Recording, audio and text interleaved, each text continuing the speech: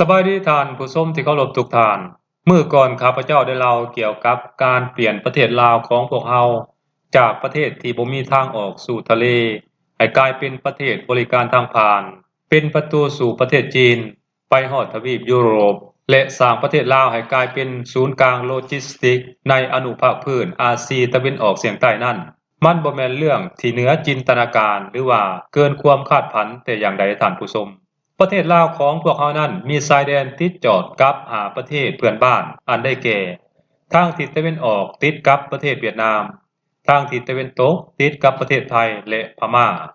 ทางทิศใต้ติดกับประเทศกัมพูเชียและทางทิศเหนือติดกับประเทศจีนนั่นเองซึ่งประเทศจีนนั้นถือเป็นประเทศที่มีขนาดใหญ่มีจำนวนประชากรเป็นอันดับ2ของโลกเป็นประเทศที่มีกำลังการซื้อและกำลังบริโภคสูงซึ่งหลายประเทศก็ต้องการค้าขายง่ายมือกับประเทศจีนรวมทั้งประเทศลาวของพวกเฮานำพร้อมกันนั้นประเทศลาวของพวกเฮาก็ยังมีด่านพรมแดนที่เป็นด่านสากลระหว่างประเทศที่ติดกับประเทศเหล่านี้ฉะนั้นเมื่อพิจารณาจากที่ตั้งของประเทศลาวแล้วเป็นไปได้ว่ามีความเหมาะสมและมีท่าแห่งในการเปลี่ยนประเทศลาวให้กลายเป็นประเทศบริการทางผ่านในอนุภาคพื้นได้เป็นอย่างดีแต่ก่อนที่ประเทศลาวของพวกเฮาจะก้าวไปถึงจุดนั้นได้ประเทศลาวของพวกเฮายังมีเวียกหนักหน่วงขวางหน้าหลายอย่างที่จะต้องได้เฮ็ดให้สำเร็จโดยเฉพาะการพัฒนาการปรับปรุงการก่อสร้างพื้นฐานโครงสร้างทางด้านการคมนาคมขนส่งบ่ว่าจะเป็นทางบกทางน้ำทางอากาศและระบบรางเป็นต้น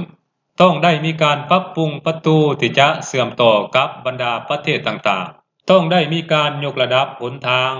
างบกที่สำคัญและมีท่าแห่งในการเชื่อมจอดกับบรรดาประเทศต่างๆเช่นทางเลขที่9ทางเลขที่8ทางเลขที่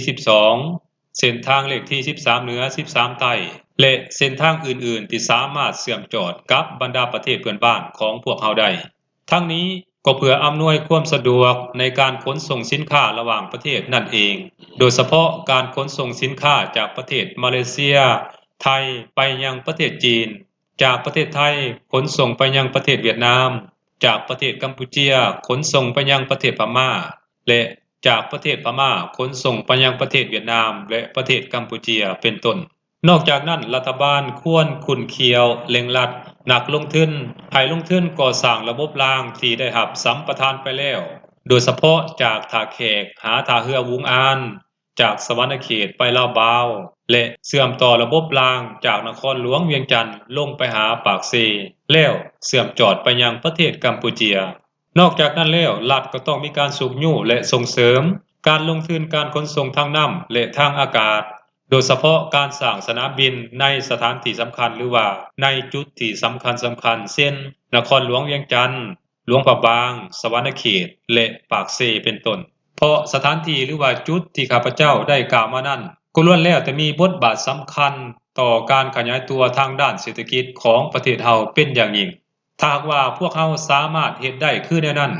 ประเทศลาวของพวกเฮาก็จะสามารถกลายเป็นประเทศบริการทางผ่านและกลายเป็นประเทศเชื่อมจอดเป็นศูนย์กลางโลจิสติกในอนุภาคพื้นได้อย่างแน่นอนท่านผู้ชมแต่ข้าพเจ้าเองก็เข้าใจว่าการที่จะเฮ็ดได้แนวนั้นมันก็บ่แม่นเรื่องง่ายท่านผู้ชมเพราะมันต้องได้คำนึงถึงหลายปัจจัยโดยเฉพาะด้านงบประมาณและความคุ้มค่าในการก่อสร้างของนักลงทุนเป็นต้นเพราะฉะนั้นถ้าว่าอยากให้โครงการเหล่านี้เกิดขึ้นไวและอยากเห็นให้ประเทศลาวบรรลุเป้าหมายเกี่ยวกับการบริการทางผ่านนั้นรัฐบาลควรจัดเอาเวียกดังกล่าวนี้เข้าเป็นบุรมสิทธิ์แรกในการพัฒนาประเทศข้าพเจ้าเชื่อแน่ว่าถ้าหากว่าภาครัฐเอาเวียกดังกล่าวนี้เป็นบุรมสิทธิ์แรกหรือว่าเข้าเป็นบุรมสิทธิ์สำคัญของประเทศในการพัฒนานั้นก็จะเฮ็ดให้เวียกงานดังกล่าวนี้ประสบผลสำเร็จไวขึ้นอย่างแน่นอนท่านผู้ชมสบายดี